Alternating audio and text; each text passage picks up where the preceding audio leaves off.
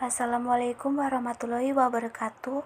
Kami dari kelompok 4 akan membahas materi tentang perspektif global dalam konteks transportasi, komunikasi, dan kerjasama internasional.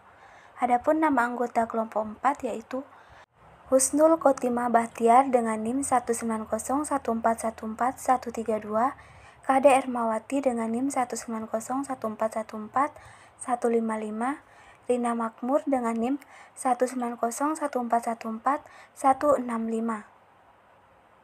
Selanjutnya, materi pertama yaitu perspektif global dalam konteks transportasi. Transportasi telah menjadi kebutuhan mutlak umat manusia di bumi ini dalam kehidupan global saat ini. Dari waktu ke waktu, kita semua dapat mengamati dan merasakan perkembangan alat transportasi. Semakin berkembang dan semakin majunya transportasi di darat, di perairan, dan di udara, maka akan semakin meluas transportasi kehidupan, sehingga tidak ada lagi hanya terbatas di tingkat lokal dan regional, melainkan telah menembus batas-batas nasional sampai ke batas global. Adapun dampak positif dan negatifnya, yaitu dampak positifnya yang pertama, biaya transportasi akan semakin murah. Yang kedua, mudahnya distribusi alat transportasi ke suatu negara. Yang ketiga, semakin canggihnya teknologi transportasi. Yang keempat, kenyamanan dalam berkendara akan semakin baik. Yang kelima, waktu tempuh dalam berkendara akan semakin cepat. Dampak negatifnya, yang pertama menimbulkan kemacetan, yang kedua pencemaran udara semakin buruk, yang ketiga meningkatkan jumlah kecelakaan lalu lintas, yang keempat kesengajaan sosial di tengah-tengah masyarakat akan semakin terlihat. Selanjutnya yang kedua yaitu perspektif global dalam konteks komunikasi. Sejalan dengan perkembangan kemajuan dan penggunaan transportasi serta media elektronik atau radio, TV, faksmail, internet, kontak interaksi sosial umat manusia untuk berkomunikasi itu juga makin maju. Komunikasi ini telah menjadi kebutuhan yang tidak dapat dilepas dari kehidupan manusia sehari-hari yang menembus batas-batas ruang. Komunikasi dalam globalisasi pada abad ke-20, isu globalisasi telah berkembang di seluruh negara di dunia. Dunia kini seolah tanpa dekat, di mana semua orang yang berada di negaranya masing-masing dapat saling berinteraksi dan berkomunikasi dengan mereka yang berada di negara lain.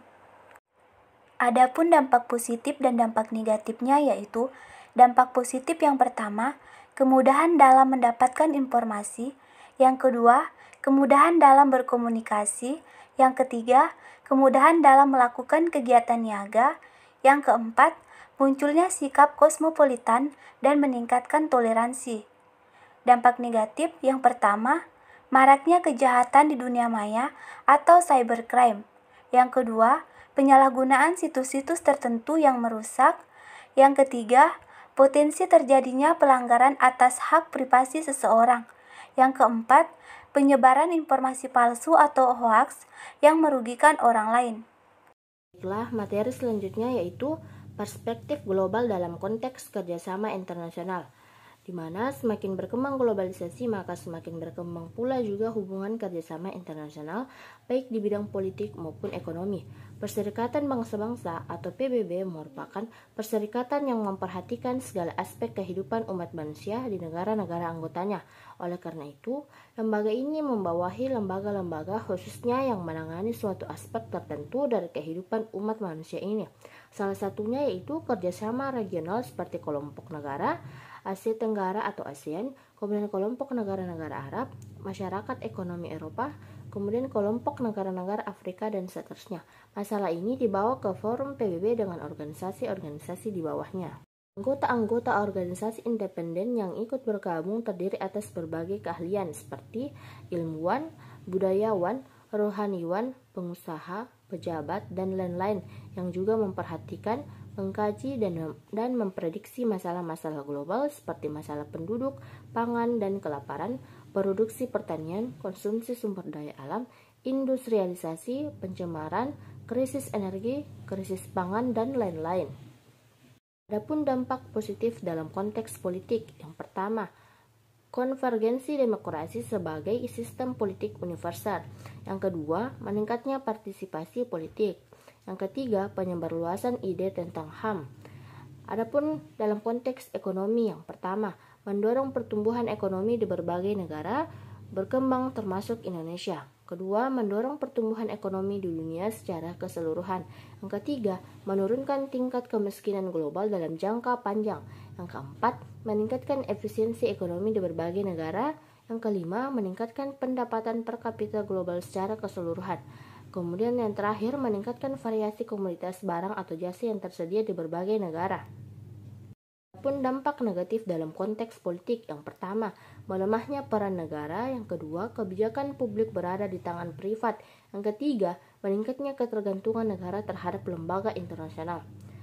Adapun dalam konteks ekonomi, yang pertama, meningkatkan ketimpangan pendapatan di berbagai dunia. Yang kedua, meningkatkan ketimpangan pendapatan per kapita antara negara maju dan berkembang di dunia. Yang ketiga, mengurangi tingkat keamanan pekerjaan. Yang keempat, meningkatkan instabilitas dan sensitivitas ekonomi terhadap berbagai fenomena. Yang kelima, membuat mekanisme penyesuaian ekonomi menjadi tidak efektif. Dan yang terakhir, mendorong kerusakan lingkungan di tingkat dunia. Itulah pemaparan materi tentang perspektif global dalam konteks transportasi, komunikasi, dan kerjasama internasional. Sekian dan terima kasih.